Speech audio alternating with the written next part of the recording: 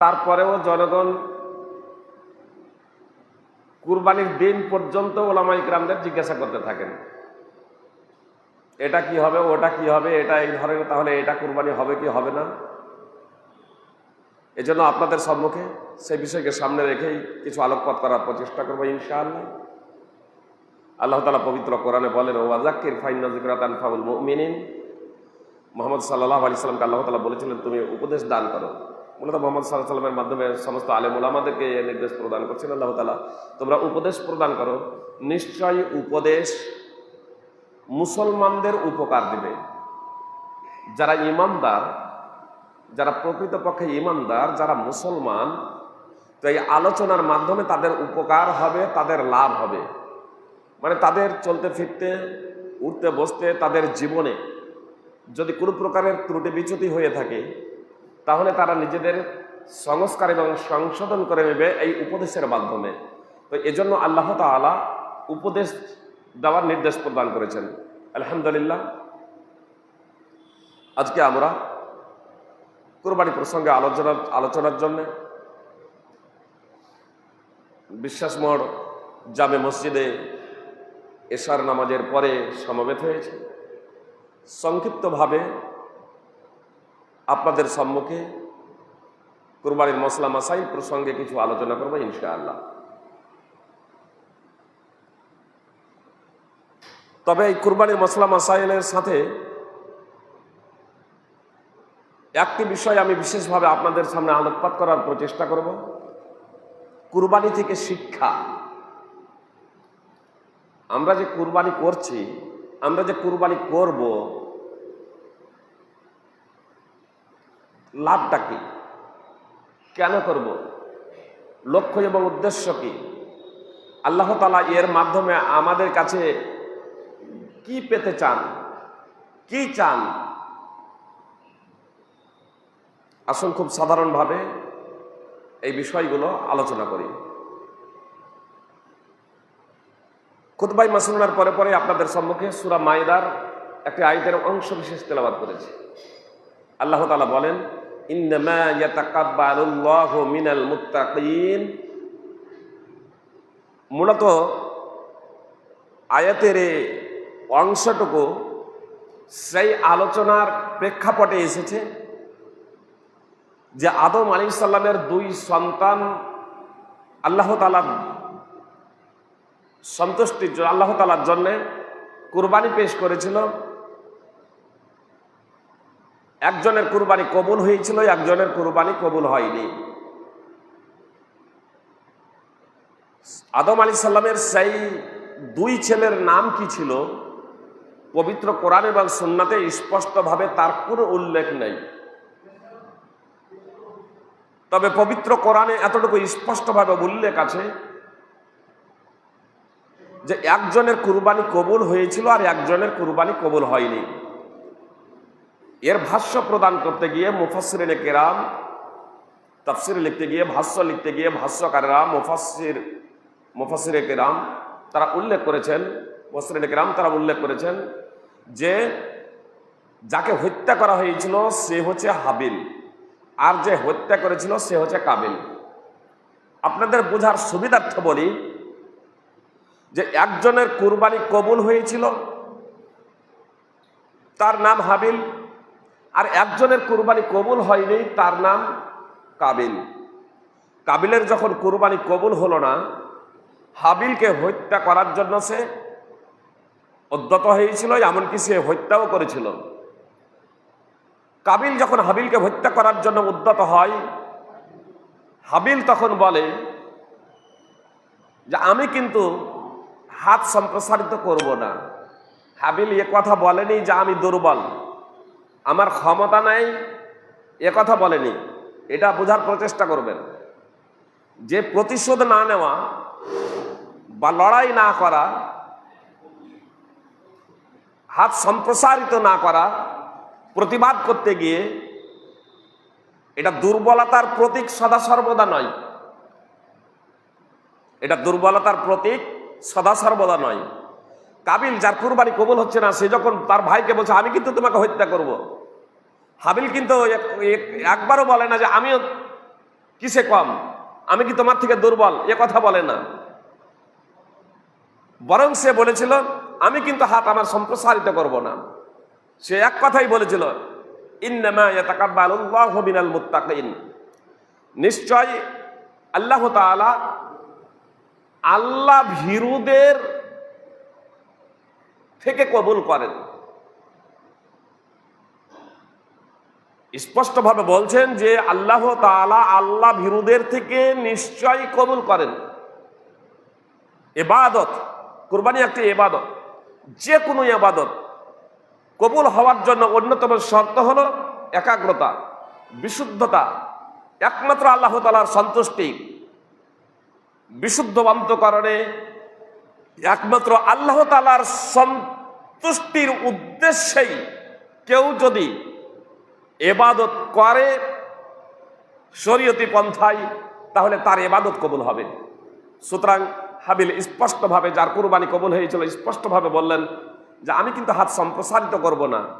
আর নিশ্চয় আল্লাহ তাআলা কুরবানি কবুল করেন, ইবাদত কবুল করেন আল্লাহ ভীরুদের জন্য, যারা আল্লাহ তাআলার বিধিনিষেধ মেনে চলে তাদের। ইন্নামা ইয়াতাকাব্বালুল্লাহু মিনাল মুত্তাকিন।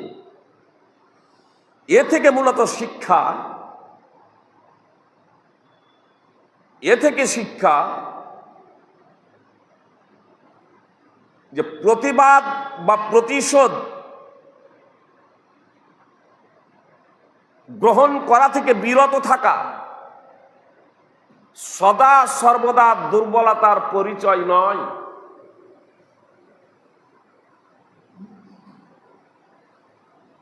আদম আলাইহিস সালামের যুগে কুরবানির পদ্ধতি ছিল আলাদা, আমাদের যুগে কুরবানির পদ্ধতি আলাদা। আর এই কুরবানির পদ্ধতি আলাদা হওয়ার কারণে আমরা যে কুরবানি করি তা আমাদের কার কুরবানি কবুল হচ্ছে কি হচ্ছে না, এটা আমরা 100% নিশ্চিত রূপে বলতে পারবো না। জি, তবে আমার কুরবানি কবুল হচ্ছে কি হচ্ছে না আমি প্রায়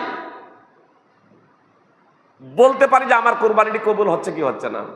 আমি যদি দেখি যে আমার নিয়াত একমাত্র আল্লাহ তাআলার সন্তুষ্টি, লোক দেখানো নয়।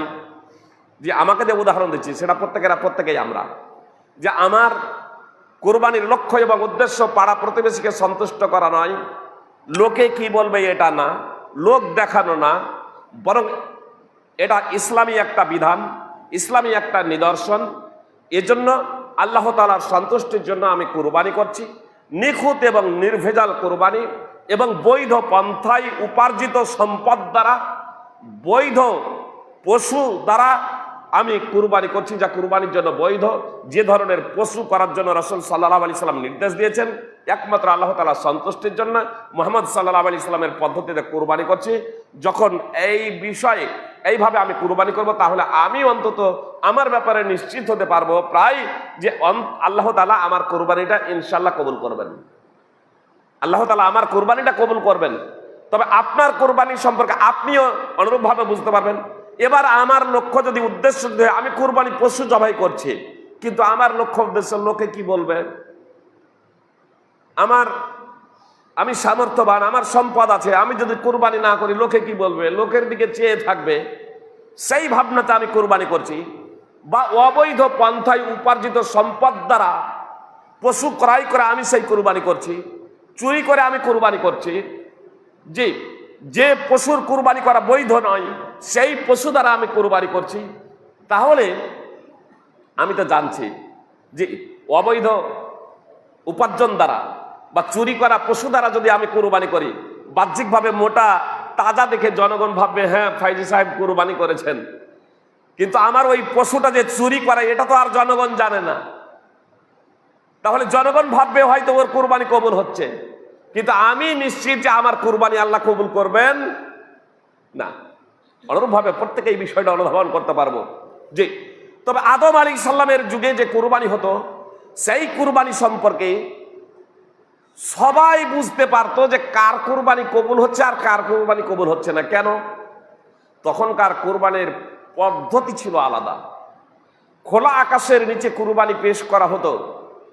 যার কুরবানি আল্লাহ কবুল করতেন, আল্লাহ তাআলা আকাশ থেকে আগুন প্রেরণ করতেন, আর সেই আগুনে সেই কুরবানিটাকে পুড়িয়ে ভস্ম করে দিত। এটা কুরবানি কবুল হওয়ার ছিল বাহ্যিক নিদর্শন। এ নিদর্শনের মাধ্যমে কুরবানি যখন পেশ করা হতো, তখন একে অপরের সবাই বুঝতে পারত যে কার কুরবানি আল্লাহ কবুল করলেন আর কার কুরবানি কবুল করলেন না। তাহলে নিঃসন্দেহে যার কুরবানি কবুল হয় নাই, তার নিয়তের মধ্যে কোনো গন্ডগোল ছিল। তার নিয়তের মধ্যে কোনো গন্ডগোল থাকার কারণে, বা সে যা কুরবানি পেশ করেছে তার মধ্যে দোষ ত্রুটি থাকার কারণে তার কুরবানি আল্লাহ তাআলা কবুল করেন নাই। আর যার নিয়ত খাঁটি ছিল, যা পেশ করেছে সেই বিষয়টা বিশুদ্ধ ছিল, নিখুঁত ছিল, তা আল্লাহ তাআলা তার কুরবানি কবুল করেছেন। সবাই সেটা অনুধাবন করতে পেরেছে, সবাই সেটা সচক্ষে দেখে নিয়েছে। কিন্তু আমরা যে কুরবানি করি, এই কুরবানির কিন্তু পদ্ধতি আলাদা। কুরবানি তো ছিল আদম আলাইহিস সালামের যুগ থেকেই, যেমন সূরা মাইদার 27 নম্বর আয়াত, তাফসীর সহ দ্রষ্টব্য। কিন্তু আমরা যে কুরবানি করি, এই কুরবানি পশু জবাই করি, এই পশু জবাইয়ের নীতি বা ধারা কবে থেকে? সূরা সাফফাত 37 নম্বর সূরার 102 থেকে নিয়ে 108 নম্বর আয়াত পর্যন্ত ধারাবাহিকভাবে তাফসীর সহ যদি অধ্যয়ন করেন, তাহলে এটা আমরা বুঝতে পারবো যে এই পশু কুরবানি ইব্রাহিম আলাইহিস সালামের যুগ থেকে চলে আসছে। কিন্তু ইব্রাহিম আলাইহিস সালামকে তো ডাইরেক্ট পশু কুরবানির নির্দেশ প্রদান করেন নাই আল্লাহ তাআলা। প্রথমে কুরবানি করা, পশু কুরবানি করা নির্দেশ প্রদান করেননি, বরং নিজের কলিজার টুকরা একমাত্র ইসমাইল আলাইহিস সালাম, এক তো বৃদ্ধ বয়সে পুত্র লাভ করলেন, একমাত্র পূর্ব, তখনও ইসহাকের জন্ম হয় নাই। এক বৃদ্ধ বয়সে পুত্র সন্তান লাভ করলেন, সেই অবস্থায় সন্তানের মায়া মমতা কতটা হতে পারে একজন পিতার, সেটা আমরা খুব ভালোভাবে বুঝতে পারছি।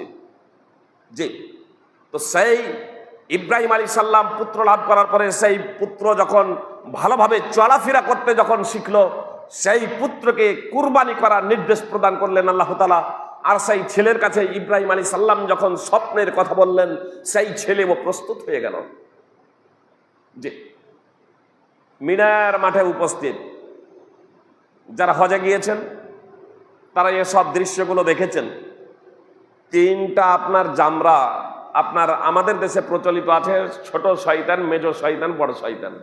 বড় শয়তান, মেজ শয়তান, ছোট শয়তান। 10 তারিখ কুরবানির দিন, বড় হজের দিন, আপনার জামরায়ে আকবা বড় শয়তানকে 7টি কঙ্কর মারা হয়, আর তারপরে কুরবানি করা হয়। 7টি কঙ্কর, যে কাবলি ছলার সমপরিমাণ 7টি কঙ্কর মারা হয় বড় জামরাকে। আমাদের বাংলা ভাষায় যাকে সাধারণত আমরা বলে থাকি বড় শয়তান। আর তার পরের দিন 11ই যুলহিজ্জা এবং 12ই যুলহিজ্জা, এই 2 দিনে 21টি করে 42টি, আর এই 10ই যুলহিজ্জা আপনার 7টি দিয়ে হলো 49টি। আর আরো যদি আবার 13ই যুলহিজ্জা থাকা হয়, তাহলে আবার 21টি দিয়ে হবে 70টি। তবে 49টি কঙ্কর মারা 3টা জামরাতে, এটা আবশ্যিক। জি, এটা কম্পালসারি। আপনার এই 49টা পাথর মারা হয়, ছোট ছোট কাবলি ছোলার সমপরিমাণ পাথর নিক্ষেপ করা হয়। সেই জামরা, যাকে আমরা ছোট শয়তান, মেজ শয়তান, বড় শয়তান বলে আখ্যায়িত করেছি বা জানেন, এগুলোতে ওই যে জামরাগুলো, পিলারগুলো তৈরি করা হয়েছে কেন? আসলে ইব্রাহিম আলাইহিস সালাম যখন ইসমাইল আলাইহিস সালামকে কুরবানি করার জন্য ওই মিনা প্রান্তরে নিয়ে যান, তখন ইবলিস শয়তান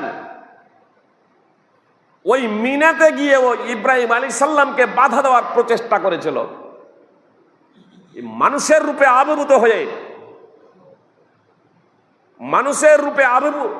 আবির্ভূত হয়ে সে যখন ইব্রাহিম আলাইহিস সালামকে বাধা প্রদান করে যে নিজের কলিজার টুকরা একমাত্র পুত্র সন্তানকে কুরবানি করো না,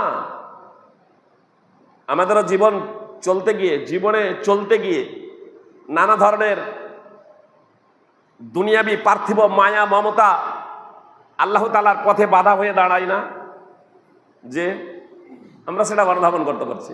যে মসজিদ তৈরি বলুন, মাদ্রাসা তৈরি বলুন, দিনের পথে খরচের ব্যাপারে বলুন, দরজায় মিসকিন ফকির আসলে কেউ অসহায় দরিদ্র নিঃস্ব ব্যক্তি তার অসহায়তা দারিদ্রতা গরিবী নিয়ে আমাদের সম্মুখে উপস্থিত হলে আমরা এই পার্থিব মায়া মমতা ধন সম্পদের মায়া মমতার কারণে অনেক সময় অনেকেই দিতে কুণ্ঠাবোধ করি, আবার অনেকেই স্বতঃস্ফূর্তভাবে আলহামদুলিল্লাহ দুনিয়ার মায়া মমতাকে বিসর্জন দিয়ে দিনকে প্রাধান্য দান করো, তো নিজে না খেয়ে অন্যকে আমরা প্রাধান্য দিয়ে থাকি। এমনও ব্যক্তি রয়েছেন অনেকেই।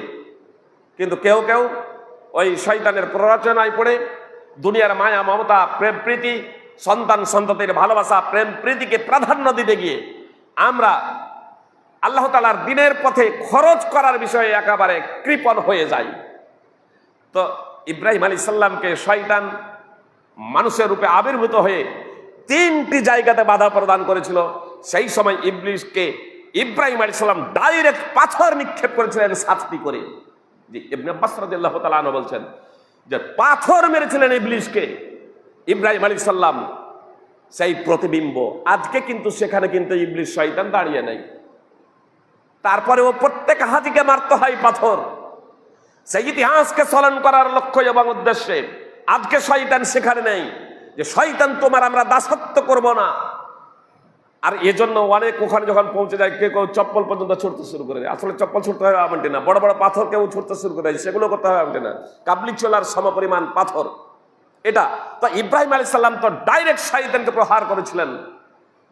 আর আজকে আমরা প্রতিবিম্ব সেই ইতিহাসটাকে স্মরণ করার লক্ষ্য এবং উদ্দেশ্যে এটাকে সুন্নতে মুহাম্মাদি হিসেবে মুহাম্মদ সাল্লাল্লাহু আলাইহি সাল্লামের উম্মতের সুন্নাহ হিসেবে মুহাম্মদ সাল্লাল্লাহু আলাইহি সাল্লামের উম্মতের মধ্যেও এ সুন্নাহকে লাগু করে দেওয়া হয়েছে, আলহামদুলিল্লাহ।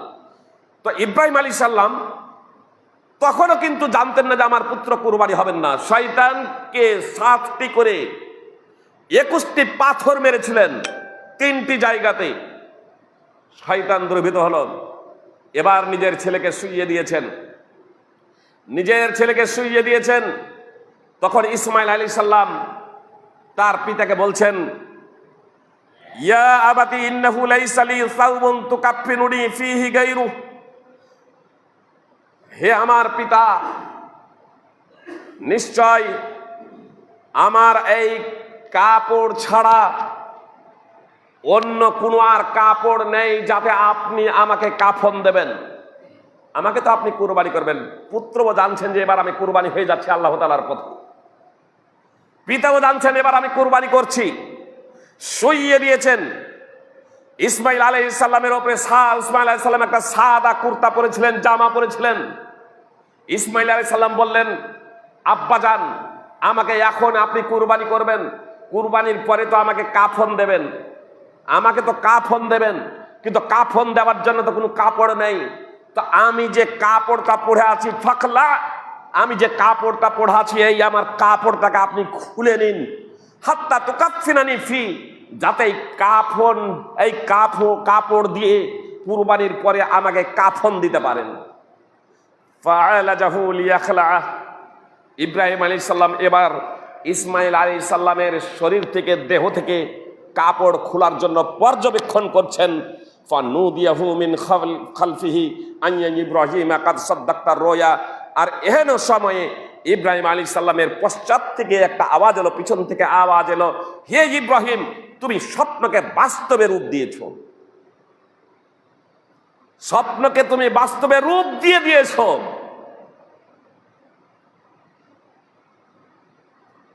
আল্লাহ তাআলা চাননি যে ইসমাইল আলাইহিস সালাম কুরবানি হয়ে যাক।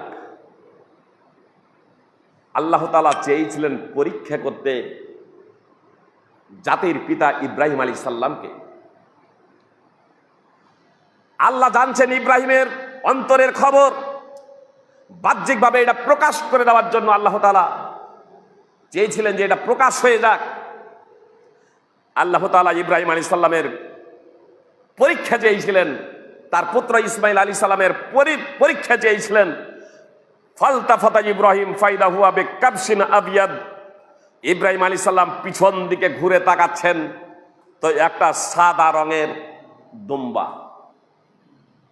সেই দুম্বাই ইব্রাহিম আলী সাল্লাম জবাই করলেন। মুসনাদ আহমদ হাদিস নম্বর 2707। ইব্রাহিম আলী সাল্লাম এবার দুম্বাটিকে জবাই করলেন। ফল কথা, আপনার এই ঘটনার আগে পর্যন্ত ইব্রাহিম আলী সাল্লাম জানতেন না যে আমার পুত্র জবাই হবে না, ইসমাইলও জানতেন না। এর মাধ্যম দিয়ে আল্লাহ তাআলা ইব্রাহিম আলী সাল্লামের বিষয়ে ঘোষণা করলেন যে এটা ছিল একটা সুস্পষ্ট পরীক্ষা, তুমি পরীক্ষায় সফল, তোমার সুখ্যাতি পরবর্তীদের জন্য আমি রেখে দিতে চাই। পশু জবাইয়ের মাধ্যম দিয়ে আজকে আমরা আল্লাহ তাআলার সন্তুষ্টি লাভ করতে চাই। সুপ্রিয় ভাতৃবৃন্দ, অবশ্যই পশু কুরবানির মাধ্যম দিয়ে আল্লাহ তাআলার সন্তুষ্টি অর্জন করা যায় যদি আমরা আমাদের পশুত্বকে বিসর্জন দিতে পারি। পশু জবাইয়ের মাধ্যম দিয়ে যদি আমরা নিজেদের পশুত্বকে বিসর্জন দিতে না পারি, শুধু এই গরু ছাগল উট দুম্বার জবাই করে দিয়ে আল্লাহ তাআলার সন্তুষ্টি অর্জন করা সম্ভব নয়। আল্লাহ তাআলা স্পষ্টভাবে বলছেন, লা ইয়ানালাল্লাহা লুহুমুহা ওয়ালা দিমাউহা ওয়ালাকিন ইয়ানালুহুত তাকওয়া মিনকুম। আল্লাহ তাআলা স্পষ্টভাবে বললেন যে তোমাদের কুরবানির রক্ত এবং মাংস কখনোই আল্লাহ তাআলার দরবারে পৌঁছায় না, বরং আল্লাহ তাআলার নিকটে পৌঁছায় তোমাদের তাকওয়া, তোমাদের আল্লাহ ভীতি, তোমাদের সংযমশীলতা, তোমাদের পরহেজগারিতা, তোমাদের তাকওয়া, যে কে কত বেশি আল্লাহ তাআলাকে ভয় করো। সুপ্রিয় ভক্তবৃন্দ, আলহামদুলিল্লাহ আমরা কুরবানি করব। লাইনও পালিয়ে গেছে, জেনারেটর কতক্ষণ চলবে জানি না, তাড়াতাড়ি মশলা মশাইলেই চলে আসে। জি, তো বিষয়টা বলছিলাম যে আল্লাহ ভীতি। সুনানে তিরমিজি এবং ইবনে মাজাতে একটা হাদিস আছে যে কুরবানির রক্ত জমিতে পৃথিবীতে পড়ার আগেই কুরবানির দিনের মতো পশু জবাই করার মতো দিনের মতো উত্তম আমল আর অন্য কিছু নাই। কুরবানির রক্ত মাটিতে পড়ার আগেই তা আল্লাহ তাআলার নিকটে বিশেষ মর্যাদায় পৌঁছে যায়। কুরবানির পশু কিয়ামতের দিবসে তার শিং, লোম এবং খুর সহ উপস্থিত হবে। এ মর্মে বর্ণিত হাদিস সহিহ নয়, জয়ীফ। সুনানে তিরমিজি এবং সুনানে ইবনে মাজাতে হাদিস আছে, এ হাদিস জয়ীফ।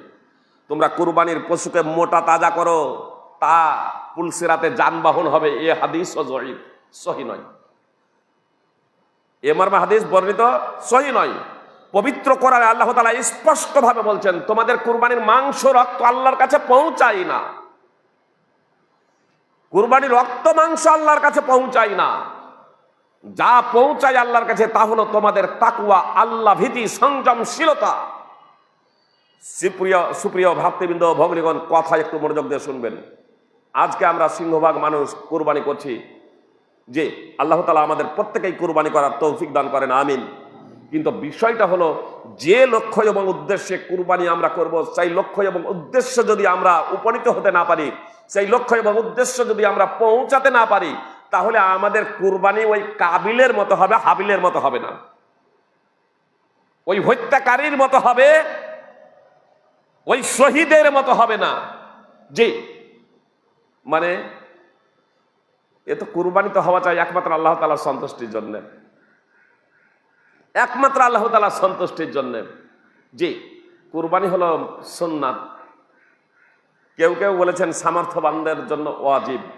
জি, নামাজ যেমন ফরজ, রোজা যেমন ফরজ, হজ যেমন ফরজ, যাকাত যেমন ফরজ, এগুলোর নিচে হলো কুরবানির মান ও মর্যাদা। জি, আমার বলার লক্ষ্য এবং উদ্দেশ্য হলো, আমার উপরে যাকাত ফরজ হয়ে গেছে, আমি যাকাত আদায় করি না। হজ ফরজ হয়ে গেছে, হজ করি না। রোজা ফরজ হয়ে গেছে, রোজা রাখি না। আপনার নামাজ ফরজ হয়ে গেছে, তারপরেও আমি নামাজ পড়ি না 5 ওয়াক্তের, আমি কুরবানি করছি। এটা কি তাকওয়ার পরিচয়? এটা কি আল্লাহ ভীতির পরিচয়? এটা কি সংযমশীলতার পরিচয়? এটা কি সংযমশীলতার পরিচয়? আমি কুরবানি করতে নিষেধ করছি এমনটি না। আমার কুরবানি কবুল হচ্ছে কি হচ্ছে না, আপনার কুরবানি কবুল হচ্ছে কি হচ্ছে না, আপনি একটু মূল্যায়ন করবেন না? আপনি তো দৈনিক পশু খাচ্ছেন, প্রায় আপনি দৈনিক গরু ছাগলের মাংস কিনে খাচ্ছেন। ঘটা করে বৎসরে একবার গরু এবং ছাগল করার কি প্রয়োজন? লক্ষ্য এবং উদ্দেশ্য যে আমরা নিজেদের পশুত্ব স্বভাবকে বিসর্জন দিয়ে, যেমন ইব্রাহিম আলাইহিস সালাম আল্লাহ তাআলার পথে নিজের কলিজার টুকরা কুরবানি করতে দ্বিধাবোধ করেননি। আমাদের যদি আল্লাহ নির্দেশ দিতেন তা আমরাও বাস্তবায়ন করতাম। আর তাই যদি হয়, তাহলে একজন কুরবানি দাতা 5 ওয়াক্তের নামাজ পড়বে না, এটা হতে পারে না। এজন্য অতীত যা হয়েছে হয়েছে। আপনাদের কাছে আমার বিনীত অনুরোধ, যারা অনলাইনেও যারা বক্তব্য শুনছেন, সুপ্রিয় ভাই এবং বোন, আপনাদের কাছে আমার বিনীত অনুরোধ, কুরবানি করুন, নিয়তের পরিবর্তন করুন এবং নিজের সংস্কার এবং সংশোধন করে নিন। নিজের মধ্যে যে পশুত্ব স্বভাব আছে, সেই পশুত্ব স্বভাবকে বিসর্জন দিন। এই পশুত্ব স্বভাবকে বিসর্জন দেওয়ার খুব সহজ পদ্ধতি, কোরআন এবং সুন্নাতে যা করার জন্য আল্লাহ এবং তার রাসূল সাল্লাল্লাহু আলাইহি সাল্লাম নির্দেশ দিয়েছেন তা আমরা সাধ্য মতো করব, আর যা থেকে নিষেধ করেছেন তা আমরা সাধ্য মতো বিরত হয়ে যাব। যা নিষেধ তা আমরা করব না, আর যা করার আদেশ দিয়েছেন, যা কম্পালসারি তা অবশ্যই করব। যা সুন্নাত, যা নফল, যা না করলে পাপ হবে না, সেগুলোর বিষয়ে আমরা সাধ্য মতো করার প্রচেষ্টা করব। এই হলো তাকওয়ার সাধারণ নিদর্শন। অতএব আসুন আমরা কুরবানি একমাত্র আল্লাহ তাআলার সন্তুষ্টির জন্য যাতে করতে পারি, তার জন্য আমরা নিজেদের সংস্কার এবং সংশোধন করার জন্য সর্বাত্মক প্রচেষ্টা চালাবো ইনশাআল্লাহ। কুরবানি কিছু মসলা মাসাইল সাধারণভাবে আপনাদের সামনে ব্যক্ত করি। আপনার কুরবানির পশু হচ্ছে 4 প্রকার: উট, গরু,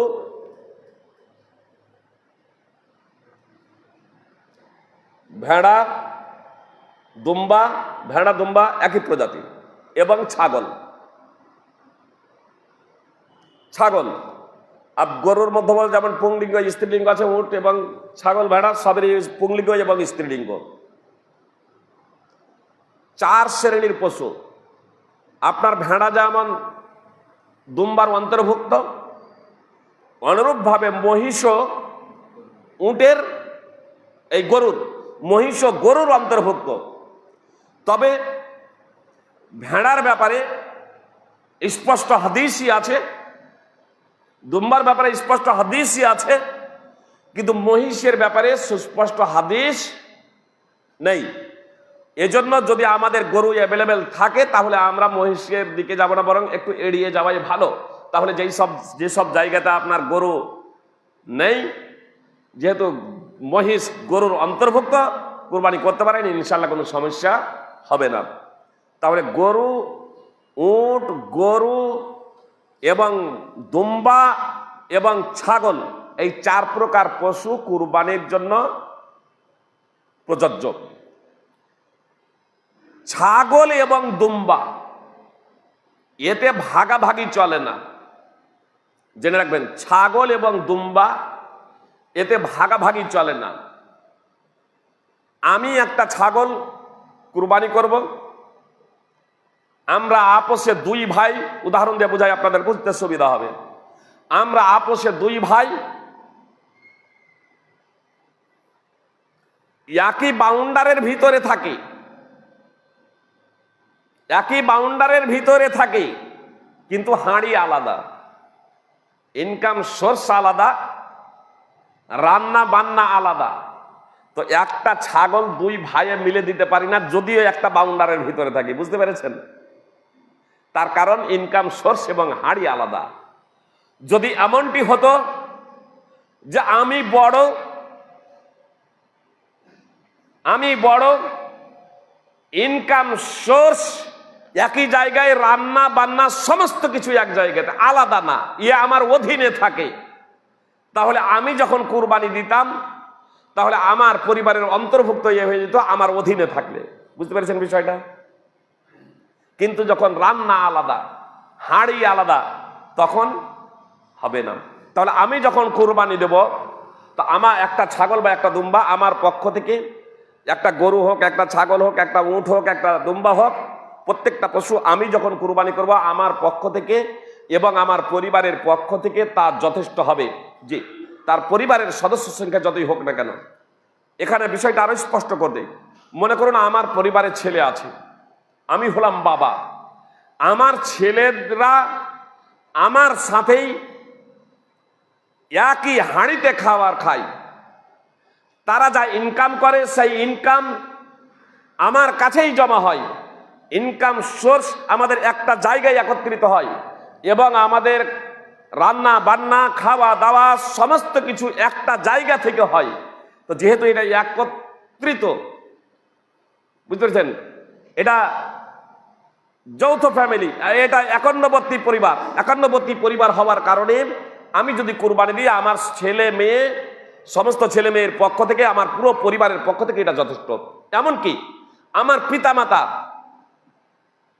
বৃদ্ধা হয়ে যাওয়ার কারণে তারাও যদি আমার অধীনে খায়, মানে আমার হাঁড়িতে খায়, আমার পরিবারের সাথে অন্তর্ভুক্ত খাবার দাবারের বিষয়ে, সমস্ত বিষয়ে, তাহলে সে আমার পিতামাতা আমার পরিবারের অন্তর্ভুক্ত হয়ে যাবে।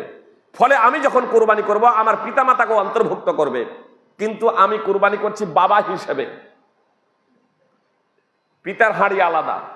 এমনকি আমার ছেলেরা যা আছে, ছেলেদের হাঁড়ি আলাদা, তাদের রান্না বান্না আলাদা, তাদের ইনকাম সোর্স আলাদা। তাহলে আমি যদি কুরবানি করি শুধু আমার স্ত্রী এবং সেই সব কচিকাচারা অন্তর্ভুক্ত হবে যারা আমার সাথে আছে, যারা একসাথে খাওয়া দাওয়া করছি, যাদের রান্না বান্না আলাদা, তারা কিন্তু সেই সমস্ত ছেলেগুলো আমার অন্তর্ভুক্ত হবে না। পিতামাতা তাদের হাঁড়ি আলাদা, তারা কিন্তু আমার পরিবারের অন্তর্ভুক্ত হবে না। এই কুরবানির সবে তারা সামিল হবে না। এই বিষয়টা স্মরণে রাখবেন। গরু এবং উট কুরবানি দেওয়ার ব্যাপারে একাই হলে উত্তম। গরু এবং উটেও গোটা অনেকেরই ধারণা যে গরু এবং উট ভাগাই দিতে হয়, মানে একাই দেওয়া যাবে না, এমনটি না। গরু এবং উটও একাই দেওয়াটা উত্তম। যখন আমরা উট এবং গরু সবগুলো, উট গরু এগুলোকে একাই গোটা দেবো, তখন উট মানে যাতে জনগণের উপকার বেশি হবে, তাহলে উটের মাংস বেশি, তাহলে নিজে খাবো, অন্যকে খাওয়াবো। নবী সাল্লাল্লাহু আলাইহি সাল্লাম বলছেন, কুলু ওয়া আতইমু ওয়াদাখিরু, খাওয়াও, জমা করে রাখো। উটের মাংস বেশি, তাহলে স্বাভাবিকভাবে উটের মাংস বেশি, এর দ্বারা জনগণ উপকৃত হয় বেশি। এজন্য আমি যদি একটা উট কুরবানি করি তাহলে এটা সব থেকে উত্তম। তারপরে গোটা যখন একটা গরু দেবো তখন এটা উত্তম, তারপরে দুম্বা, তারপরে ছাগল। যখন আমরা ভাগে দেব উট এবং গরু, তখন এই ভাগে দেওয়া থেকে আপনার গোটা দুম্বা, ভেড়া কিংবা ছাগল গোটা দেওয়া উত্তম। তবে কেউ যদি ভাগে কুরবানি দিব মনে করেন, উট এবং গরুতে ভাগে কুরবানি দিতে পারেন, এটাও শরীয়ত সম্মত। উটে সর্বোচ্চ 10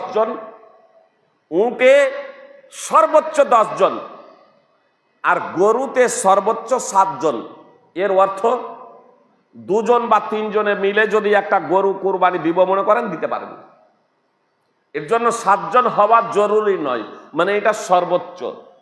উট যদি 2 জন 3 জনে মিলে দিব মনে করেন, দিতে পারেন। এর জন্য 7টা ভাগ করতে হবে এমনটি না।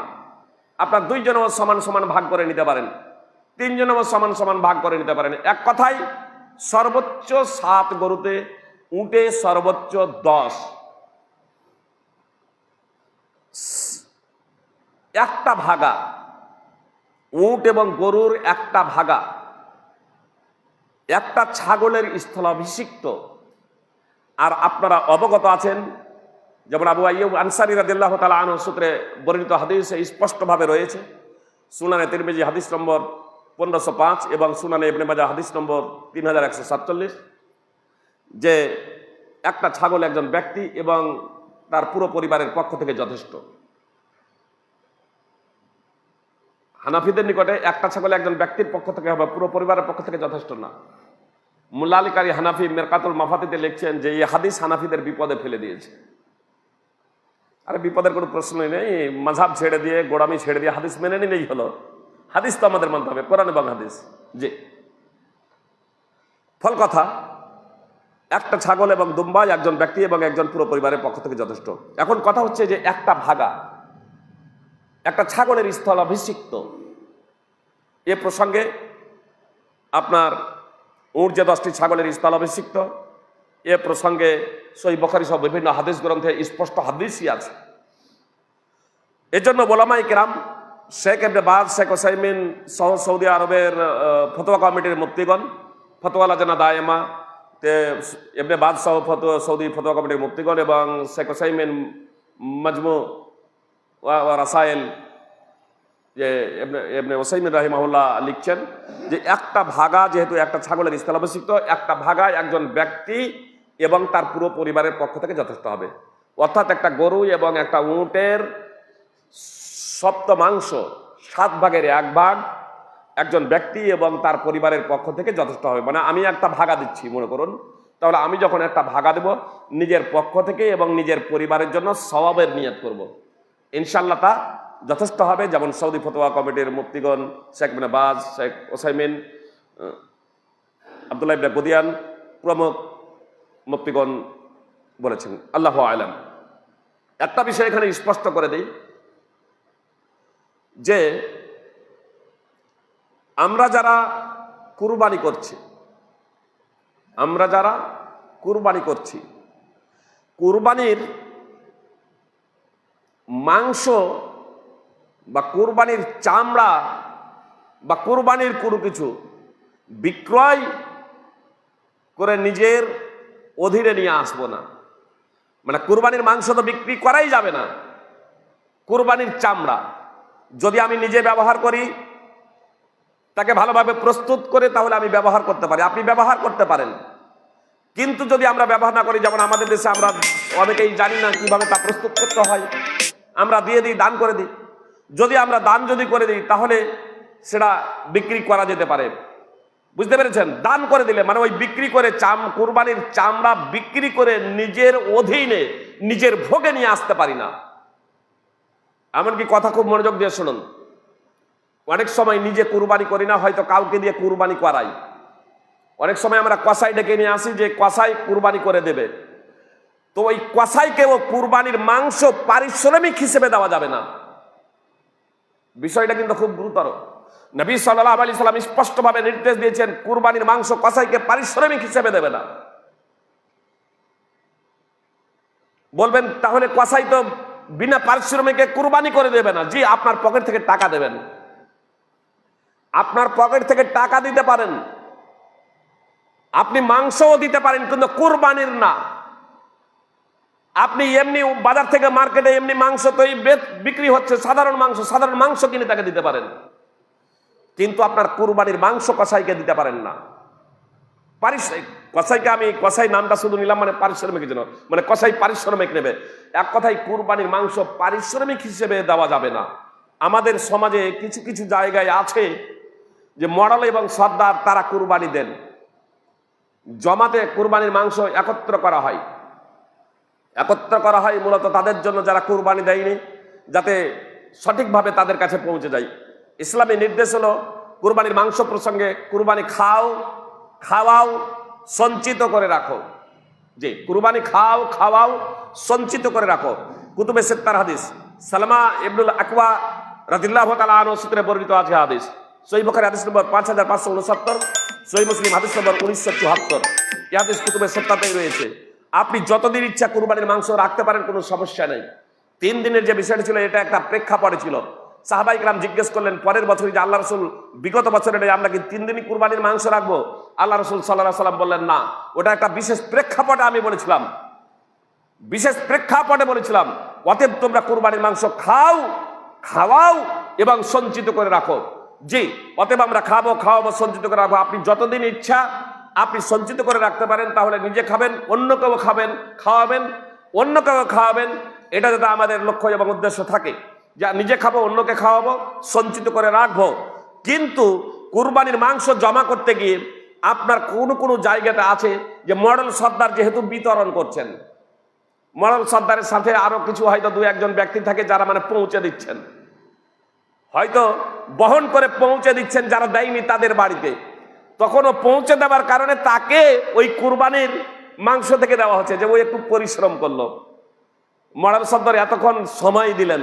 জি, প্রয়োজন যদি হয়, কথা খুব মনোযোগ দিয়ে শুনুন, ওই যে বহন করে পৌঁছে দিচ্ছে বা আপনি মডেল সর্দার, আপনি সময় দিচ্ছেন, আপনি যদি পারিশ্রমিক চান তাহলে আপনি টাকা দেন জনগণের কাছে, যে আমি এই কাজ করছি, তা আমাকে টাকা দেন, আপনারা 10 টাকা করে, 20 টাকা করে, 50 টাকা করে আপনারা টাকা দেন, টাকা নিতে পারেন এর জন্য।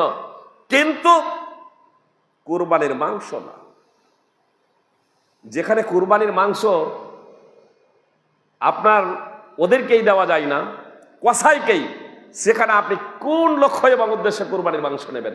হ্যাঁ, আপনি যদি ওই পর্যায়ে পড়েন যে যারা মাংস জমা করা হচ্ছে তাদের জন্য, যারা কুরবানি দেয়নি তাদের জন্য, জি, যারা কুরবানি দেয়নি তাদের জন্য, তা আপনি যদি কুরবানি দিয়ে না থাকেন, আপনিও যদি ওই ক্যাটাগরিতে পড়েন, তাহলে আপনি নিতে পারেন, মডেল সর্দার হওয়ার কারণে নয়।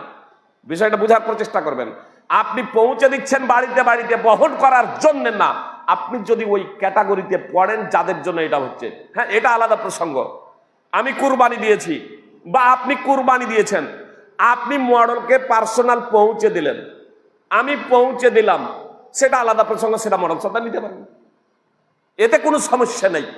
কিন্তু যেটা সেই সমস্ত ব্যক্তিদের জন্য, অভাবী দুস্থ গরিব ব্যক্তিদের জন্য, যারা কুরবানি দেয়নি তাদের জন্য যে মাংস একত্রিত করা হচ্ছে, আর সেই মাংস থেকে কেউ কেউ ভাগ বসাচ্ছেন, যারা কুরবানি দিয়েছেন তারাও আপনার সবাই দিচ্ছেন বলে, এটা বৈধ না। অতএব কুরবানির লক্ষ্য এবং উদ্দেশ্যটা চেষ্টা করুন। আর আমি তো বলবো যে এই কুরবানির লক্ষ্য এবং উদ্দেশ্য, কুরবানির লক্ষ্য এবং উদ্দেশ্য একমাত্র আল্লাহ তাআলার সন্তুষ্টি কামনা করা।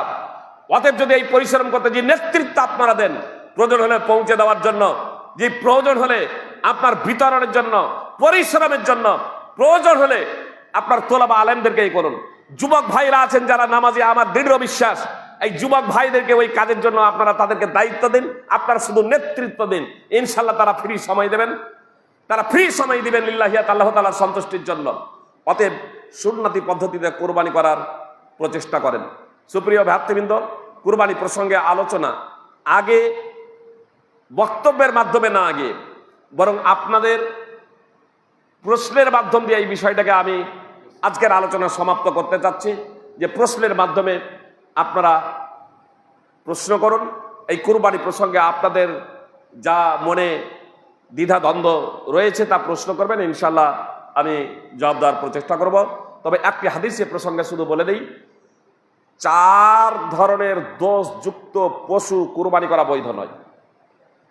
আল বারা বিন আযিব রাদিয়াল্লাহু তাআলা আনহু সূত্রে বর্ণিত, যে পশু, কোনো পশুতে যদি 4 ধরনের দোষের মধ্যে কোনো দোষ থেকে থাকে, তাহলে সেই পশুর কুরবানি বৈধ না।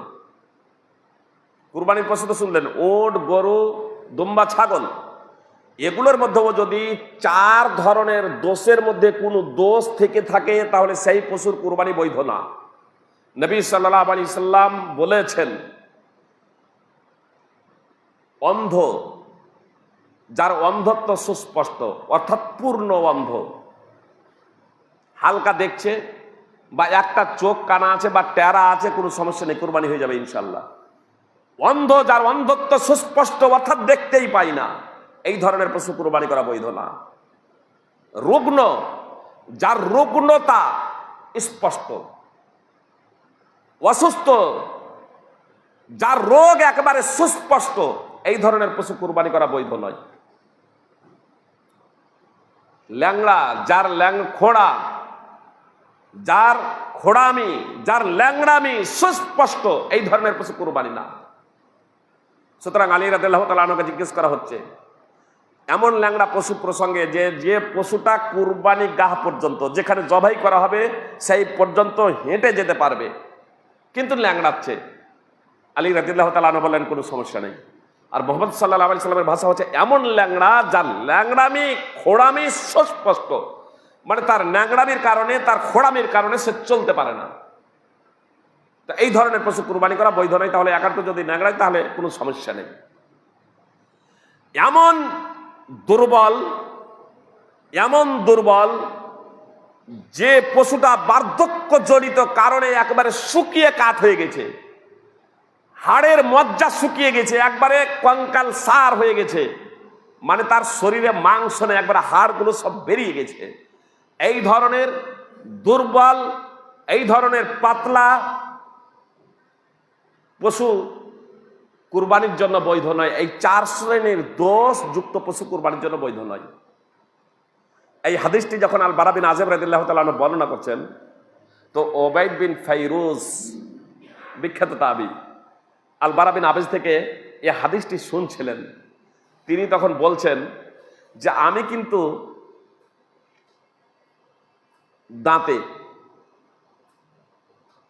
দাঁতে,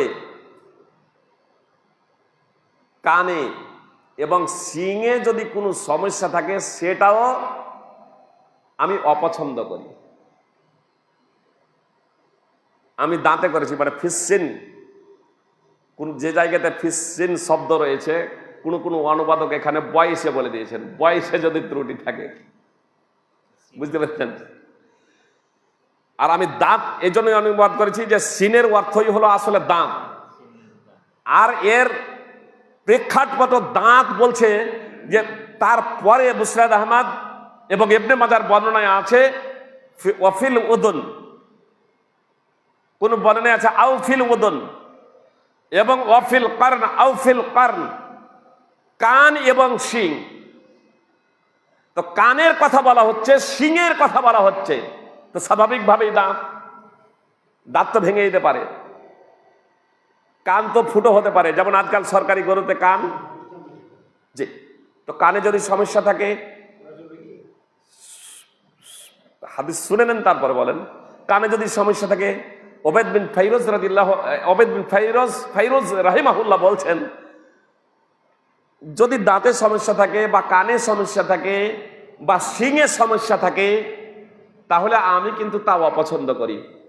তখন আল বারা বিন আযিব রাদিয়াল্লাহু তাআলা আনহু বলছেন, মা কারিহতা ফাদা ওয়ালা তুহারিমহু আলা আহাদ, তুমি যা অপছন্দ করো তা তুমি বর্জন করো, তুমি যা অপছন্দ করো তা তুমি বর্জন করো, কিন্তু কারো জন্য তুমি তা হারাম বলো না।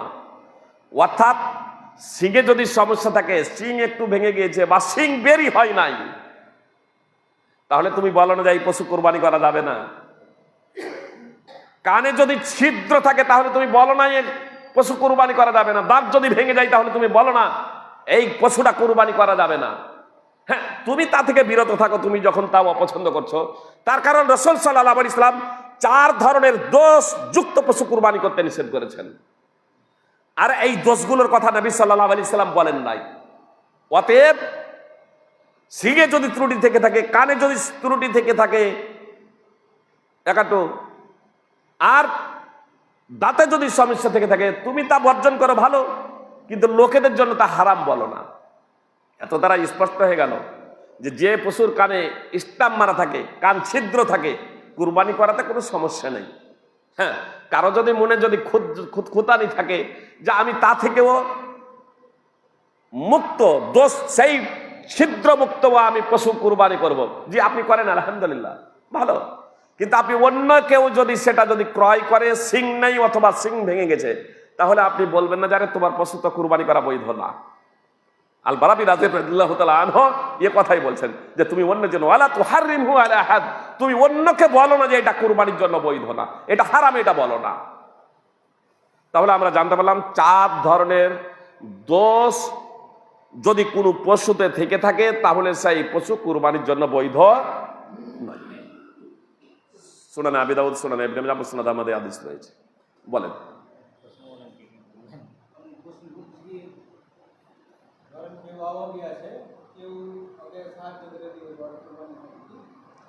মানে কুরবানি করতে সাহায্য করবে, যে কোনো সমস্যা নেই, ওরও কুরবানি হবে এবং যে সাহায্য করছে সেও নেকি পাবে, সেও পুণ্যের অধিকারী হবে। জি, সেও পুণ্যের অধিকারী হবে ইনশাআল্লাহ। বলুন। আমাদের এই এলাকাটা হচ্ছে গরিব শ্রেণী। এবার ধরেন আমি 100 ঘরের সমাজ নিয়ে চলি, আপনি বক্তব্য দিলেন, পরিস্থিতির উপরে হাদিস রাসূল সাল্লাল্লাহু আলাইহি ওয়াসাল্লাম চেঞ্জ করেছেন। আমাদের এখানে শতকরা 70% লোক কুরবানির মাংস, খাসির মাংস কিনে খেতে পারে না। এদের উদ্দেশ্য থাকে বা আশা ভরসা আছে যে আমরা সমাজে কেউ খাসি দিলে তো যেটুকু ভাগ পাবো ওইটুকু আমরা খাবো। প্রায় 60 থেকে 70% মানুষ পুরো খাসির মাংস কিনে খাই না আর কি, হয়তো 30 বা 40% মানুষ কিনে খেতে পারে। এইবার দেখা গেল যেমন রাসূল সাল্লাল্লাহু আলাইহি ওয়াসাল্লাম বলেছেন যে সময়ের পর পরিস্থিতির হাদিস চেঞ্জ হয়েছে, তো এরা কি খেতে পাবে না সমাজের কাছ থেকে মাংসটা নিয়ে? যারা দেয়নি পাবে না কেন? নিষিদ্ধ কোথাও করা হয়নি। গরু দিয়েছি, খাসি দেয়নি। বিষয়টা খুব ভালোভাবে শুনুন। ওরা গরু দিয়েছে যেটা বলছেন, যে খাসি দিয়েছে তাকেও দেওয়া যায়, দিতে নিষেধ করা বলা হয়নি। আপনার প্রশ্ন আমি বুঝে গিয়েছি। মনে করুন, আমার জবটাও বোঝার চেষ্টা করেন। আপনি মনে করেন যে গরু দিয়েছেন, আপনি খাসি দেননি, আপনার ইচ্ছা খাসি নেওয়া। আমি আরো অ্যাডভান্স বলে দিলাম যে ইনি খাসি দিয়েছেন, আমি খাসি দিয়েছি, তো আমি ইনাকেও খাসি দিতে পারি। তাহলে আপনাকে দিতে পারি না? ইনিও নিতে পারেন, তাহলে আপনি নিতে পারেন না। আমি যখন দেব তখন ইনিও নিতে পারেন, যাকে ইনাকে দিচ্ছি ইনিও নিতে পারেন, আপনাকে দিচ্ছি আপনিও নিতে পারেন। এটা আমি নিষেধ করিনি।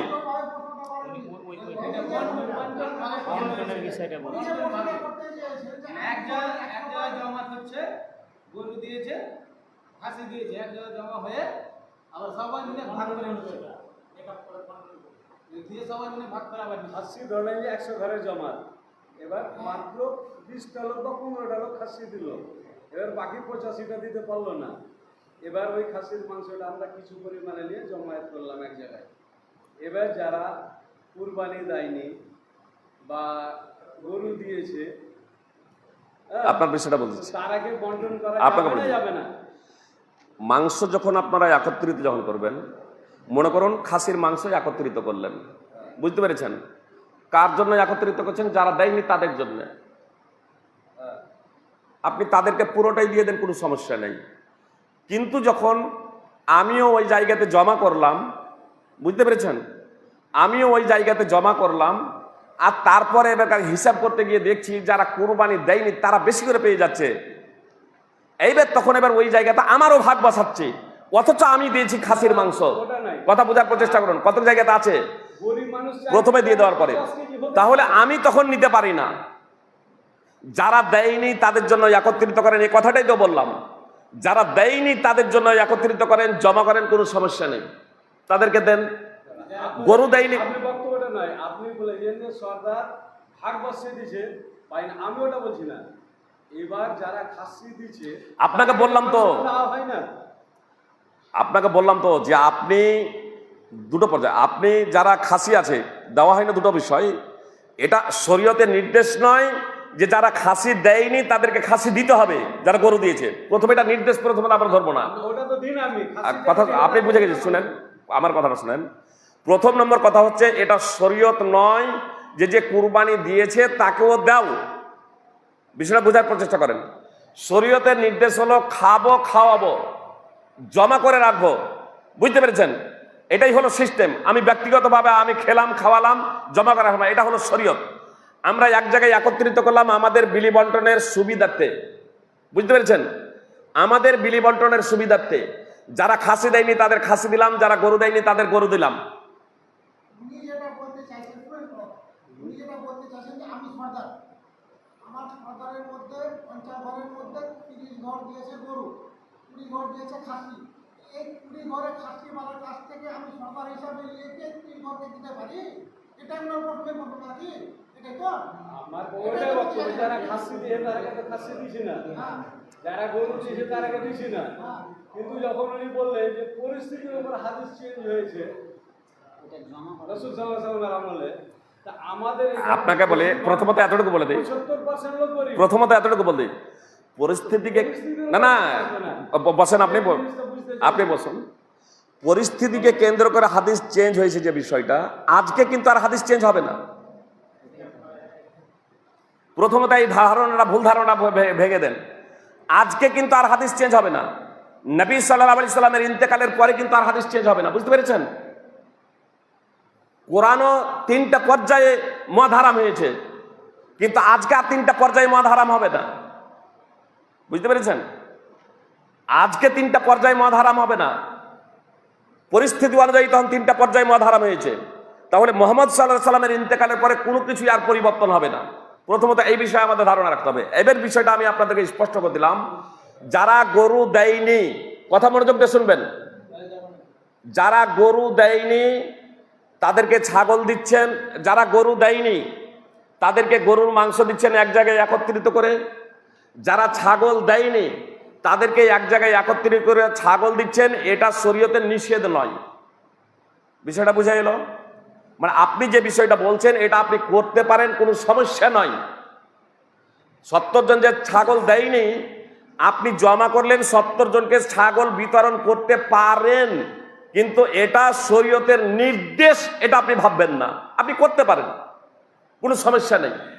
অনুরূপভাবে যারা গরু দেয়নি, 30 ঘর যারা ছাগল দিয়েছিল, তো তাদেরকে আপনি গরু দিতে পারেন এক জায়গায় একত্রিত করে, এটা নির্দেশ নয়, তবে নিষেধ নয়, এটা আপনি করতে পারেন, কোনো সমস্যা নেই। আমরা সমাজে এটা করতে পারি, কোনো সমস্যা নেই, বুঝতে পেরেছেন? কিন্তু যারা ছাগল দিয়েছি, ছাগলের মাংস দিয়ে দিলাম, যারা দেয়নি তাদেরকে দেওয়ার জন্য, আর তারপরে আবার সেখান থেকে অংশ নিচ্ছি, এটা না জায়েজ। গরু আমি দিলাম দেওয়ার জন্য, যারা দেয়নি তাদের জন্য, তারপরে আবার সেখান থেকে আমি অংশ নিচ্ছি বন্টনকারী হিসেবে অথবা মোড়ল সর্দার হিসেবে, এটা না জায়েজ। আমি এই বিষয়টা না জায়েজ বলেছি। বিষয়টা বুঝে এসেছে না আসেনি? 70 জন ছাগলের মাংস দেয়নি, 30 জন দিয়েছে, একত্রিত করুন, আপনি দেন, কোনো অসুবিধা নেই, এটা শরীয়তের নিষেধের নাই, নির্দেশ নাই, আপনি দেন, কোনো সমস্যা নেই। অনুরূপভাবে 30 জন গরু দেয়নি, ওই 30 জন যারা গরু দিয়েছে তাদের কাছ থেকে এরকম গরু মাংস এরকম নিলেন, বুঝতে পেরেছেন? আর তারপরে এবার যারা গরু দেয়নি তাদেরকে আপনি দিলেন গরুর মাংস, কোনো সমস্যা নেই, শরীয়তে এটা নিষেধ নয়, বুঝতে পেরেছেন? কিন্তু যারা ওখানে গরুর মাংস দিলেন, যারা ওখানে ছাগলের মাংস দিলেন, অথবা কাউকে পারিশ্রমিক হিসেবে এটা দেওয়া যাবে না। বিষয়টা স্পষ্ট হয়েছে না হয়নি? এখনো যদি স্পষ্ট না হয় বলবো। আমি একটু ডিবেটে যেতে চাইছি। আমি বলছি, আমরা রাসূল সাল্লাল্লাহু আলাইহি ওয়াসাল্লামের দিক থেকে আসছেন, উনি তো দিন প্রচার করতে গেছেন, জি। পয়সা দিয়েছেন কোনো জায়গায়, যে দিন প্রচার করতে গেছেন, ইসলাম প্রচার করতে জি। গেছেন কোনো জায়গায়। দিন প্রচার করতে গিয়ে কোথাও পয়সা চেয়েলেন না। তো আমাদের মাওলানা প্রচার করতে গিয়ে যাদের পয়সা কেন দেওয়া হয়, আমাকে প্রশ্ন করছেন, আমাকে বলুন। নবী সাল্লাল্লাহু আলাইহি সাল্লাম কোথাও গিয়ে পয়সা চেয়ে নেন নাই। আমি এখন পর্যন্ত কেউ বলতে পারবে না যে ফৈজি সাহেব কোনো জায়গায় গিয়ে পয়সা চেয়ে নিয়েছে। আগে তো ফোনে কন্টাক্ট হয়ে গেছে, এত টাকা দিলে যাবো, না হলে যাবো না। ফৈজির ব্যাপারে শুধু জিজ্ঞেস করে নেবেন যে কোনো ব্যক্তির কাছে।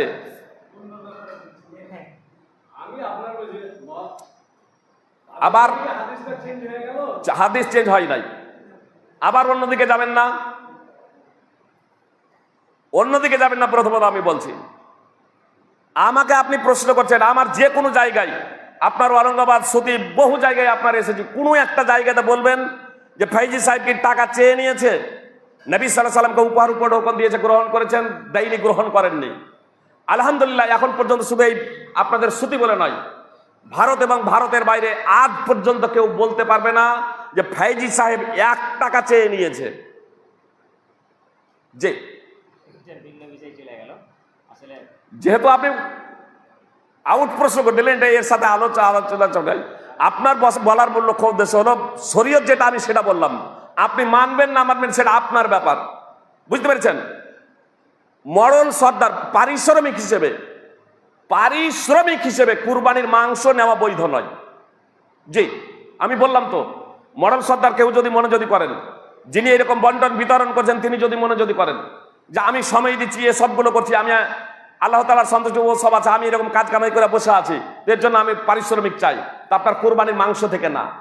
আপনি বলুন না সমাজকে যে আমাকে এত টাকা লাগবে, বলুন সমাজকে যে এত টাকা লাগবে, কুরবানির মাংস না।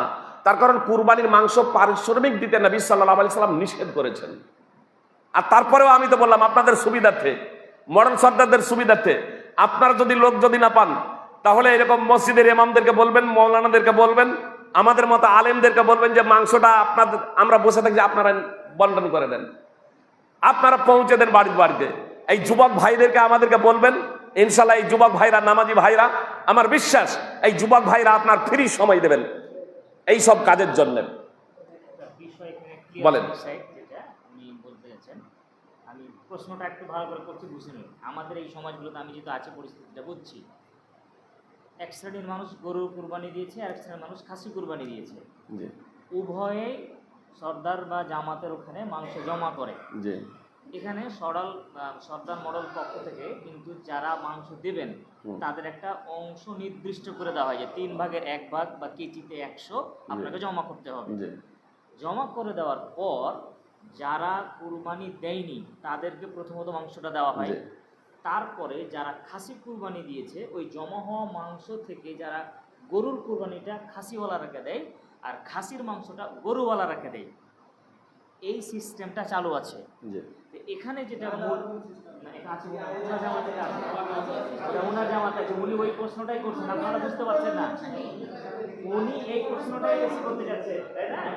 হ্যাঁ, বুঝতে পারছেন, ওনার প্রশ্নটা এখানেই যে যারা আমরা গরুর মাংস জমা করলাম, আমরা খাসিওয়ালারাকে আমাদের মাংস বন্টন করলাম, আমরা যারা খাসির মাংস দিয়েছি তারা আমরা গরুর মাংস নিলাম। ওইখানে করে কি মানে জামাতের পক্ষ থেকে গরুওয়ালারাকে খাসিওয়ালারাকে গরু দিচ্ছে, এটা একটা। আর 2 নম্বর একটা অংশ নির্দিষ্ট করে দেওয়া যে এতটা অংশ তোমাকে জমা করতে হবে, 3 ভাগের 1 ভাগ বা কেজিতে 100-200 যেটা হোক। এই দুটো মূল প্রশ্ন ওনার। আর বিষয়টা তো একটা বললাম যে যেটা নির্ধারণ করে দিচ্ছেন যে এতটা দিতে হবে, এটা শরীয়তের নির্দেশ না, এটাকে শরীয়ত মনে করার কোনো কারণ নেই। তবে সাধারণভাবে কেউ স্বতঃস্ফূর্তভাবে আপনি নির্ধারণ করে দিলেন এতটা, কেউ স্বতঃস্ফূর্তভাবে দিচ্ছে, কোনো সমস্যা নেই, নিষেধও নাই, দেওয়ার নির্দেশও নেই, মানে খাওয়াও যে বাস এতটুকু শরীয়ত সঞ্চয় করে রাখো। আর এ বিষয়টা তো উত্তর কিন্তু দিয়েছি, আপনি যারা খাসি দিয়েছে তাদেরকে গরু দেন, গরু দিয়েছে তাদেরকে খাসি দেন, যারা দেয়নি তাদেরকে গরু খাসি দুটোই দেন বা একটা দেন, কোনো সমস্যা নেই। কিন্তু আমি খাসি দিলাম বা আমি গরু দিলাম, তারপরে আমি আবার ফেরত নিচ্ছি, কতক জায়গাতে এটা আছে না নাই? আগে ছিল। এটা না জায়েজ। এটা যেমন না জায়েজ, মরল সর্দার যেটা পারিশ্রমিক হিসেবে নিচ্ছেন যে আমি এতক্ষণ ধরে বিতরণ করছি তা আমিও নেব, কতক জায়গাতে এটা আছে, আপনার নেই আলহামদুলিল্লাহ, তাহলে এটা না জায়েজ। যেমন কসাইকে দেওয়া না জায়েজ, আমি তো এটা স্পষ্টভাবে বললাম যে 70 জন খাসি দেয়নি, তো আপনি তাদেরকে খাসি দিয়ে দেন, ওরা গরু দিয়েছে, কেউ গরু দিয়েছে, গরু যারা দেয়নি তাদেরকে গরু দিয়ে দেন, কোনো সমস্যা নেই। শুধু দিয়েছে কেন, আমি তো আরো এতটুকু স্পষ্ট করে দিলাম, মনে করুন আপনি খাসি দিয়েছেন, আমিও খাসি দিয়েছি, তারপরেও আপনাকেও আমি খাসি দিতে পারি, আমাকেও আপনি খাসি দিতে পারেন, কোনো সমস্যা নেই। আপনি গরু দিয়েছেন, আমিও গরু দিয়েছি, আমি আপনাকে গরুও দিতে পারি, আপনি আমাকে গরুও দিতে পারেন, কোনো সমস্যা নেই। আমি আপনাকে খাসি দিচ্ছি, আপনি আমাকে গরু দিচ্ছেন, সাধারণভাবে কোনো সমস্যা নেই, বুঝতে পেরেছেন। কিন্তু যখন সেটা পারিশ্রমিক করব অথবা বিনিময় করব তখন এটা অবৈধ। খাসির মাংস মনে করুন 600 টাকা কিলো, গরুর মাংস 300 টাকা কিলো, আমি আপনাকে 1 কিলো ছাগলের মাংস দিলাম, বুঝতে পেরেছেন, যে আপনি আমাকে 2 কিলো গরুর মাংস দিয়ে দেন, তখন এটা না জায়েজ। বুঝতে পারলেন না? কিন্তু সাধারণভাবে আমি আপনাকে ছাগল এরকম দিয়ে ছাগলের মাংস দিয়ে দিলাম, আপনি আমাকে গরুর মাংস দিয়ে দিলেন, কোনো সমস্যা নেই। তাহলে ছাগলের মাংস, ছাগল যিনি কুরবানি করেছেন তাকেও যেখানে আমি দিতে পারি, শরীয়তে নিষেধ নেই, তাহলে যে দেয়নি তাকে কি দেওয়া যাবে না? কোনো আলেম কি বলেছেন দেওয়া যাবে না? এটা কখনো বলেন নাই।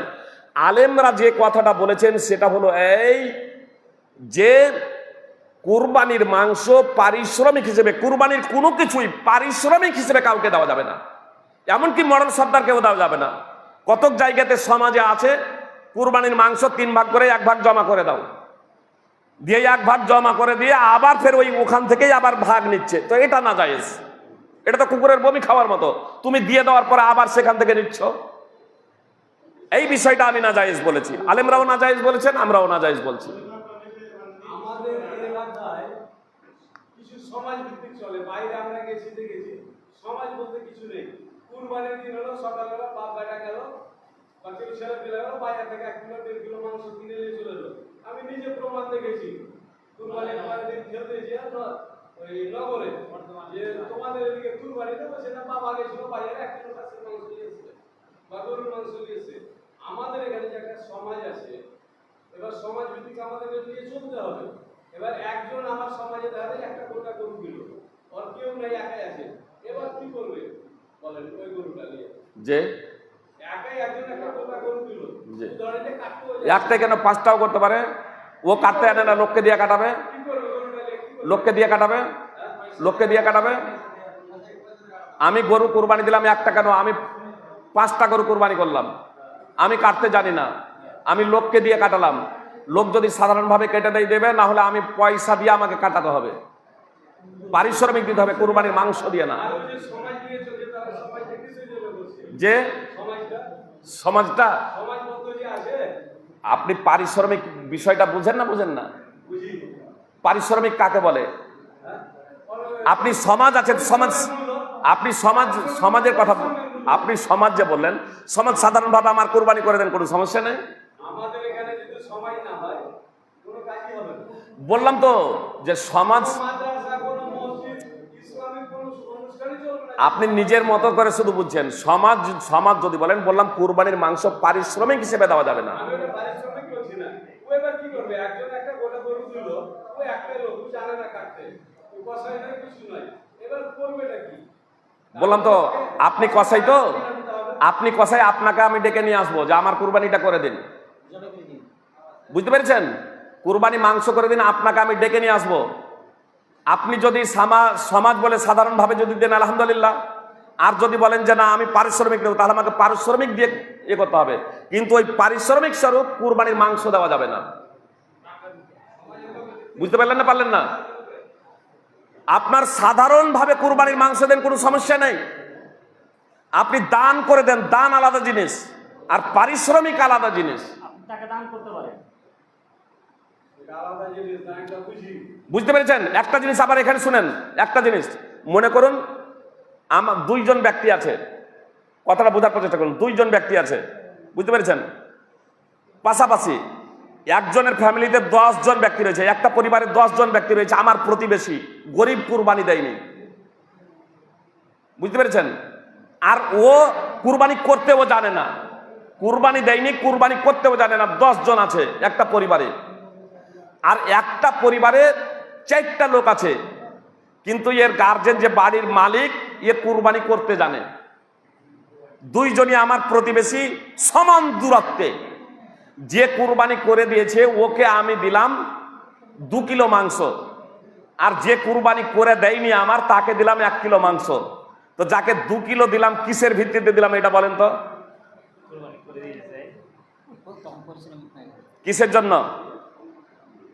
এর লোক সংখ্যা হলো 10 জন, সমান দূরত্বে, একই ক্যাটাগরির, আর এ হচ্ছে এখানে 4 জন। এ পরিশ্রম করেছে বলে একে আমি দিলাম 2 কিলো, একে দিলাম 1 কিলো। কিসের ভিত্তিতে? বরং একে দেওয়া উচিত ছিল 2 কিলো বা 2.5 কিলো, যারা 10 জন আছে, আর একে দেওয়ার উচিত ছিল আমার 1 কিলো। এ আমার পরিশ্রম করেছে বলে 2 কিলো নয়, বেশি না, জি, একে প্রয়োজনে পরিশ্রম করেছে, আমি পকেট থেকে একে টাকা দেব, কুরবানির মাংস না। এবার খাওয়ার জন্য যেমন অন্যজনকে দিচ্ছি, একেও দিচ্ছি, কোনো সমস্যা নেই। এবার একেও দিচ্ছি, এবার আমার অন্য প্রতিবেশীকে দিচ্ছি, একেও দিচ্ছি, কোনো সমস্যা নাই। কিন্তু যে কুরবানি করলো তাকে দিলাম, আমি তাকে তো দেখলাম, একটু দূর থেকে এলো, তাকে দিয়ে দিলাম 2 কিলো মাংস, দূর থেকে এসেছে আমার কুরবানি করতে, তাকে দিয়ে দিলাম 2 কিলো মাংস। আর আমার প্রতিবেশী আছে জি বেশি, অথচ তাকে দিচ্ছি এরকম 500 মাংস। তাহলে এটাই অবশ্যই তো বুঝতে হবে যে এটা কিসের ভিত্তিতে আমি দিচ্ছি, 2 কিলো আর 500। একটাই কথা, আপনার কর্ম, আপনার নিয়াত আপনার উপর নির্ভরশীল। ইন্নামাল আমালু বিন্নিয়াত।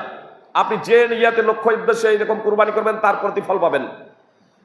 আগে হচ্ছে শরীয়ত, তারপরে হচ্ছে সামাজিকতা, এটাও জেনে রাখবেন। আগে হচ্ছে শরীয়ত, তারপরে হচ্ছে সামাজিকতা। আপনি বললেন মানে যে এলাকার কথা বলছেন আমি বুঝে গিয়েছি, সাধারণত মাঝাবিদের এলাকাতে কুরবানি কম করে। তা আমার এখানে তো সিংহভাগ লোক নামাজি পড়ে না। সামাজিকতার মাধ্যমে কই আমরা তো নামাজি বানাতে পারি না। আমরা তো ডেকে হেঁকে বলি না যে তোমাকে নামাজ পড়তেই হবে কম্পালসারি। যে কুরবানির মাংস খাওয়া থেকে বা কুরবানি করা থেকে গুরুত্বপূর্ণ হলো নামাজ পড়া। কুরবানির মাংস কাউকে দেওয়া থেকে কোনো ব্যক্তিকে নামাজি বানানো হলো আরো গুরুতর বিষয় এবং গুরুত্বপূর্ণ। আমার সেই জায়গাতে তো কোনো সামাজিকতা নেই। ফেতরা মডেল সর্দারের সিদ্ধান্ত অনুযায়ী যদি জনগণ জমা না করে তখন আমাদের সামাজিকতা আছে। বিয়ে শাদী যদি আমাদের মডেল সর্দারদের কথা অনুযায়ী না হয় তাহলে সামাজিকতা আছে। দাফন করতে দেবো না, অমুক করবো না, এই করবো না, তমুক করবো না, নামাজ পড়ার জন্য, নেশাজাত দ্রব্য বন্ধ করার জন্য, আমাদের সমাজ থেকে কুসংস্কারের মূলোৎপাটনের লক্ষ্য এবং উদ্দেশ্যে। ভালো জিনিস। আসুন আমরা কোরআন এবং সুন্নাহকে সামনে রেখে সামাজিকতা করি, তাহলে এটা আমাদের লাভ আছে, অবশ্যই লাভ হবে।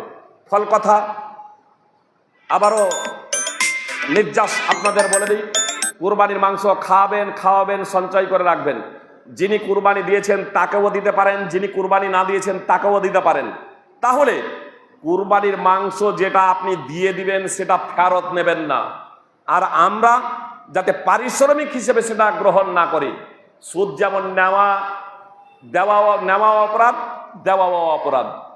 সুদ যেমন নেওয়া অপরাধ, দেওয়াও অপরাধ। মদ যেমন খাওয়া অপরাধ, বহন করাও অপরাধ।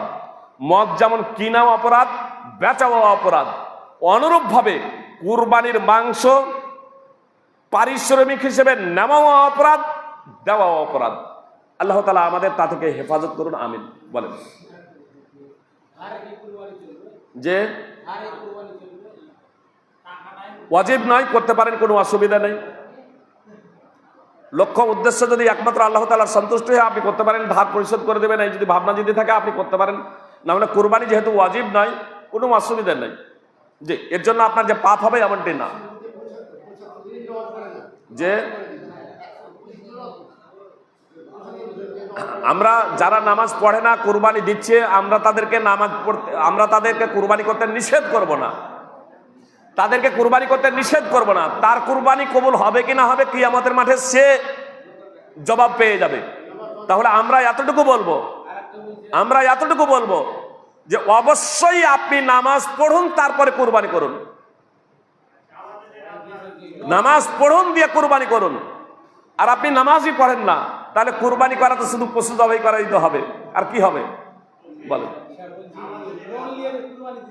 যে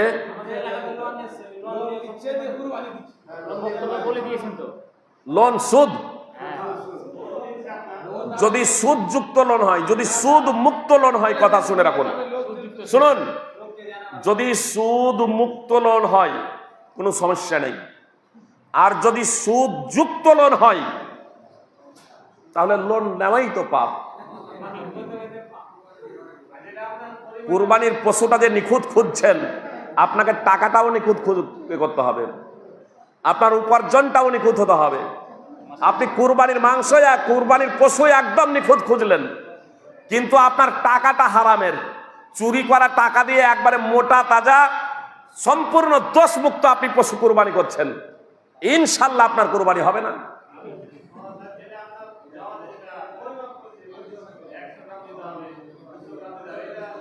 বললাম তো, নির্ধারণ করা এটা শরীয়ত নয়।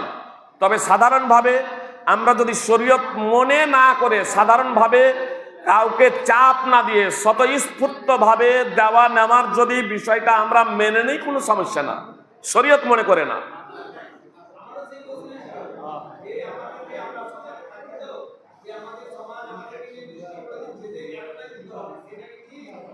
বললাম তো এটা শরীয়ত নয়, শরীয়ত ভেবেও করা যাবে না।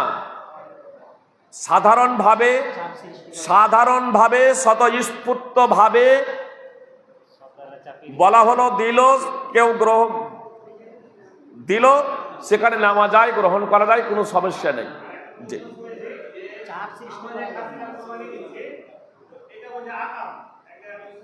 যে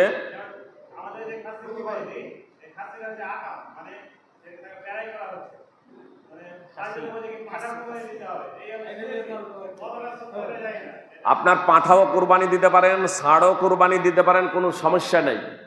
তবে খাসি বা বলদ কুরবানি দেওয়া, এই যেটা প্রায় যেটা করা হয়, এটা দোষযুক্ত নয়। জি, কোনো সমস্যা নেই, কোনো সমস্যা নেই। আপনি খাসি বা বলদ আপনি কুরবানি করতে পারেন, এটা দোষণীয় নয়, এটা শরীয়ত সম্মত। খুঁত হলো সেটাই খুঁত, যাকে শরীয়তে খুঁত বলেছে। দোষ হলো সেটাই দোষ, যাকে শরীয়ত দোষ বলেছে।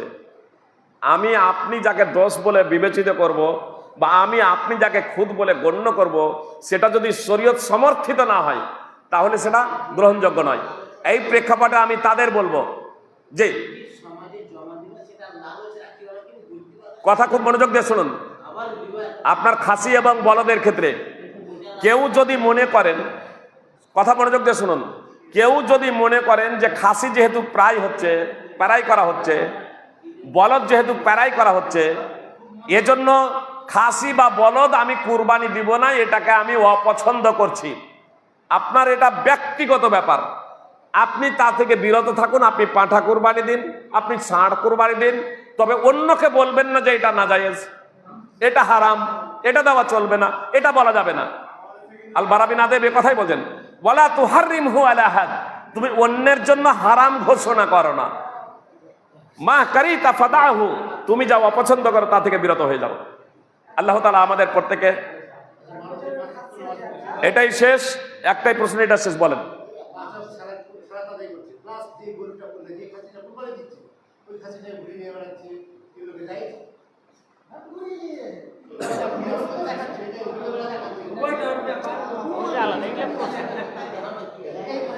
শুনুন, একটা কমন একটা বিষয় জেনে রাখুন, নিয়তের মালিক আল্লাহ। ইন্নামাল আমালু বিন্নিয়াত।